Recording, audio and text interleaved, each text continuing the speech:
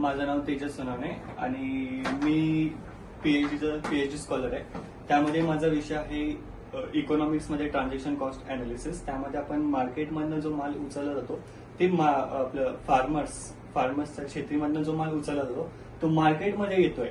Okay, त्या येणाऱ्या मधलं जे कुठे भाव वाढवते कुठे भाव कमी होतो त्याचं ते ट्रान्झॅक्शन किती होतं, म्हणजे समजा की इकडून त्यांना हे लागते, गाडी करावं लागते आणि गाडी करून ते मार्केटपर्यंत जातं. गाडीच्या ट्रेचा रेट आणि विक्रीपर्यंतचा रेट या सगळ्याचे किती रुपये होतात आणि कुठे पैसे वाढतात कुठे पैसे कमी होतात ह्याचं मी कॉस्ट बेनिफिट अनालिसिस करत आहे.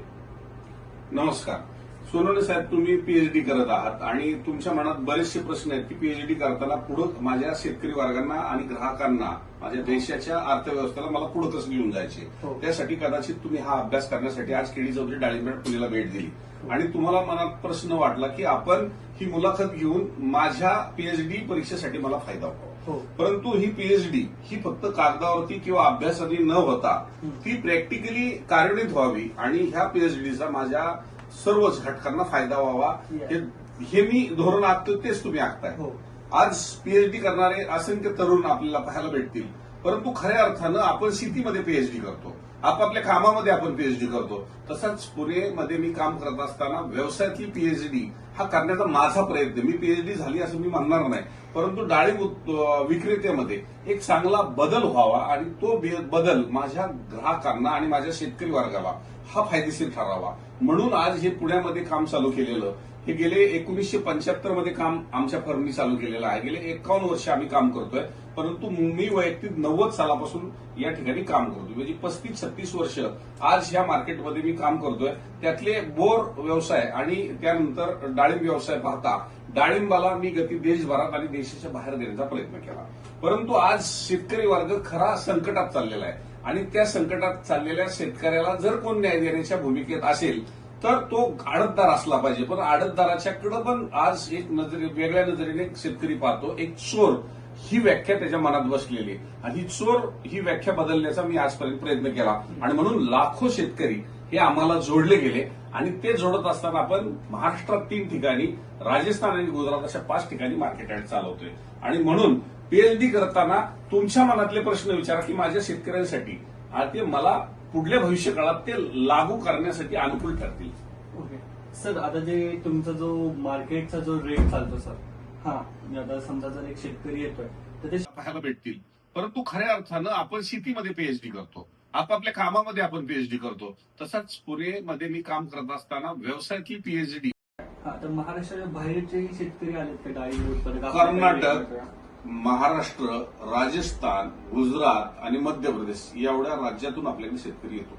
म्हणजे पुणे एपीएमसीला येतो, नाशिकला येतो किंवा राजस्थानमध्येच येतो, गुजरातमध्ये येतो. अच्छा, आणि ह्यामध्ये जो राजस्थान किंवा कर्नाटक किंवा गुजरात मधला जो शेतकरी येत असेल तर त्यांची काहीतरी अपेक्षा असेलच पैशाबद्दल आणि ती इकडे आल्यावर त्यांची तो इकडे येण्याची गरज नाही म्हणून आम्ही डाळिंब त्यांच्या राज्यातच निर्माण केलेली आहे आणि तिथपर्यंत पोहोचलेला आहे आणि शेतकरी तुमच्या तिकडे कनेक्ट झालेले आहेत. हो.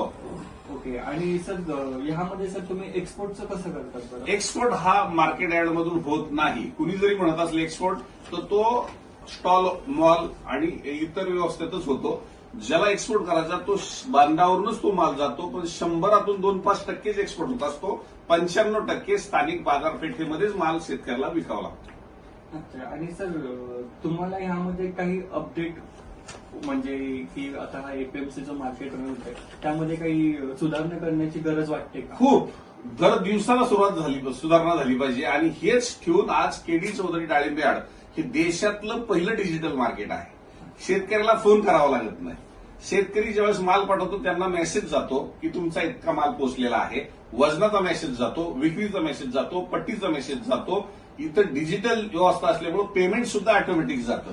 त्यामुळे आता दररोज अपडेट होणं गरजेचं आहे आणि ग्रेडिंग सुद्धा बऱ्यापैकी मशीनच्या द्वारेच आपल्याला ग्रेडिंग हे करणं गरजेचं आहे. म्हणून आमच्याकडे मशीन सुद्धा करोडो रुपयाच्या मशीन आम्ही वेगवेगळ्या मार्केटमध्ये लावलेल्या आहेत. इथं पुणे मार्केटमध्ये जागा कमी असल्यामुळे आम्ही इथं मशीन लावू शकलो नाही, परंतु आमच्या संपूर्ण मार्केटमध्ये ग्रेडिंगच्या मशीन अद्ययावत आहेत. आणि ज्या मशीन केलं त्यामुळे तुम्ही जे लेबर घेतायत म्हणजे जे लेबर जे रन करतात ते वेल ट्रेन राहणार का की तुम्ही त्यांना ट्रेनिंग देणार? ट्रेनिंग आम्हाला करावं लागतं, कारण दररोज आम्हाला कामगारांचा तुटवडा आहे. पण एकदा मशीनला आम्ही कमांड दिली Command. तर त्याला सांगण्याची गरज नाही. म्हणून आम्ही आता जास्तीत जास्त मशीनवर ग्रेडिंग कशी होईल त्यासाठी प्रयत्न करू. आणि या मशीन आहेत त्या भारतात बनतात की भारताच्या बाहेर? काही भारताच्या बाहेरूनही आणल्यात, काही भारतातही बनलेले आहेत. परंतु एक अद्ययावत मशीन की एका सेकंदामध्ये 30 ते 8 वेळा म्हणजे त्याचा फोटो निघून हा. म्हणजे एक सेकंदात 10 फळं, सॉरी 80 फळं एक सेकंदात ती मशीन बाहेर सोडत असते. आणि याचा खर्च किती येतो बरं? हं? खर्च किती येतो याचा? खर्च हे सगळे तुलनात्मक आपल्याला कामगारापेक्षा थोडासा खर्च नक्कीच जास्त येतो, परंतु त्याच्यामध्ये आदळापट होत नाहीये. आणि आतून माल कसा आहे, खराब आहे, काय आहे, त्या मशीन ऑटोमॅटिक बाजूला काढल्यामुळे शेतकऱ्याचं नुकसान कमी होतं आणि व्यापाऱ्यांचं नुकसान कमी होतं. म्हणजे टोटल जे तुमचं आहे ते सगळं केडी चौधरी ह्या नावाने सगळं डिजिटल प्लॅटफॉर्म आहे आणि तो त्याने शेतकऱ्यांना एक सुलभता प्रोव्हाइड केलेली आहे.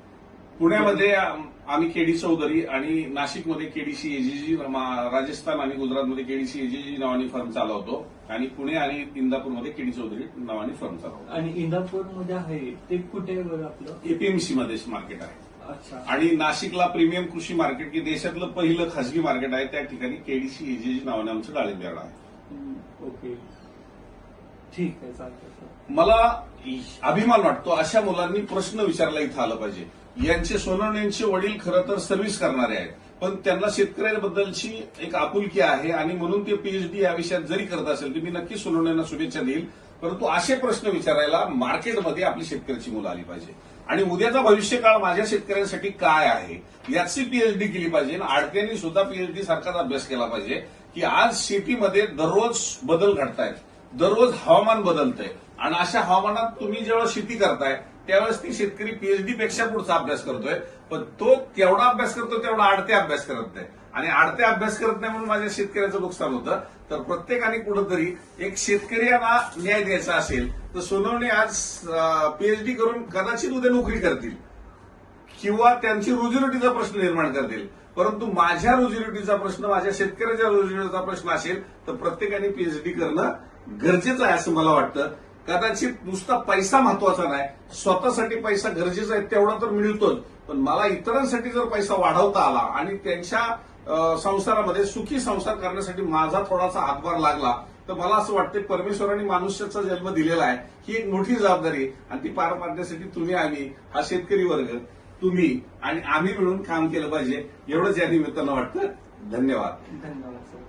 कशा प्रकारे तुम्ही समजून सांगतात? म्हणजे आता समजा एक शेतकरी आहे, त्याला माहिती नाही, मार्केटचा काही अंदाज नाहीये, पण त्याला आता यायचं मार्केटमध्ये विकायचं, पण त्याला प्राइसचाच अंदाज नाही, मग ते तुम्ही कसं कॉन्टॅक्ट करतात? मागणी आणि पुरवठा, हा. देशामधली मागणी किती आहे हे शेतकऱ्याला माहिती नसते. नसते आणि जाणारा बांधावरती जो ग्राहक आहे तो त्याला फसवण्याचा जास्त प्रयत्न करत असतो की पुढे जाऊन मार्केट डाऊन होणार आहेत आणि त्याची वेगवेगळी कारण देत असतो. परंतु एक आडतदार या नात्यानं मी हा अभ्यास करतो आणि युट्यूब चॅनलवर माझ्या सर्व शेतकरी बांधवांना हे त्याचं उत्तर देतो की पुढच्या 10 दिवसात, पुढच्या 15 दिवसात काय परिस्थिती राहील आणि त्या परिस्थितीचा माझ्या शेतकऱ्याला काय फायदा होईल. त्यामुळं मागणी आणि पुरवठा याचं सूत्र मधल्या माणसालाच माहिती असतं.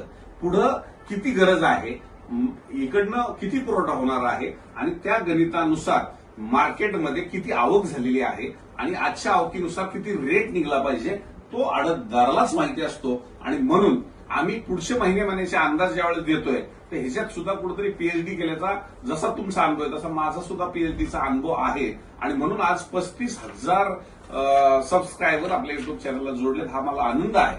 पण 35,000च्या ह्याच्यामध्ये घरामध्ये 4 कुटुंबामध्ये जरी माझी माहिती पोहोचली तर लाखो लोकांपर्यंत दररोजची माहिती माझी अपडेट होत असते. त्यामुळे मागणी आणि पुरवठा याचं सूत्र बऱ्यापैकी हे मधल्याच व्यक्तीला माहिती असतं, ते माझ्या शेतकरी राजाला माहिती नसतं. मग सर आता जर समजा एका शेतकऱ्याला जर तुमच्याकडे यायचंय विकायला, मग ते तुम्हाला कसं कॉन्टॅक्ट करणार बरं? बऱ्यापैकी प्रत्येक जण शोधात असतो. तुमचं लग्न झाले नाही सर. तुम्ही शोधात हे मुलीच्या, तुम्ही 4 पाहुण्यांकडे तुमची विचारणा करणार आणि मला मुलगी चांगली मिळावी ह्यासाठी तुम्ही प्रयत्नशील असणार. तसा माझा शेतकरी सुद्धा हा चांगला माल विकल्याच्या नंतर ती माझी मुलगी जशी चांगल्या एखाद्या घरात द्यायची आहे तो 4 ठिकाणी नवरदेव शोधतो तसाच माझा शेतकरी फळं विकताना तो चांगला आडतदार शोधतो. त्यामुळे हा एक सुद्धा पीएचडीचाच प्रकार आहे माझ्या शेतकरी राजाचा, की मला चांगला ग्राहक, मला चांगला आडतदार कुठे मिळणार आहे तो शोधत असतो. अच्छा. आणि सर जे तुम्ही रेट सांगतात, हा, जसं की उद्याचे रेट, परवाचे रेट, हे तुम्ही कसं काय ठरवतात बरं?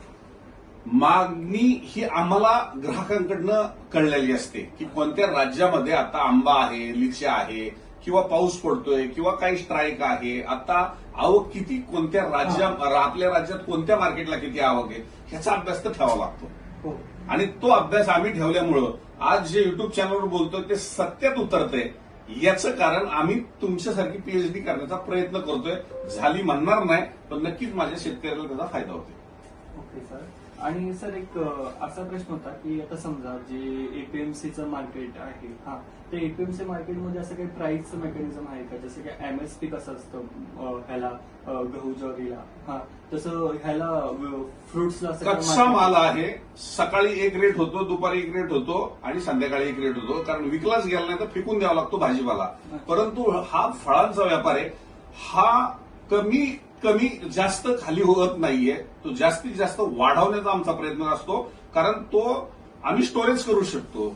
आम्ही ग्राहकांपर्यंत जास्तीत जास्त पाठवण्याचा प्रयत्न करत असतो. आम्ही परदेशात पाठवण्याचा प्रयत्न करत असतो. आणि मुळातच डाळिंब हे पीक खूप कमी आहे आणि जास्त लागवडी झाली तरी आणता येत नाही अशी परिस्थिती. कारण निसर्ग साथ देत नाही, रोग भरपूर आहेत आणि ह्या सगळ्या समस्या म्हणजे त्याला कष्ट आणि त्याला जोड पैशाची आणि ह्या सर्व गोष्टीच्या बरोबर बाजारपेठेची जर जोड व्यवस्थित मिळाली तर पैसे बनतात.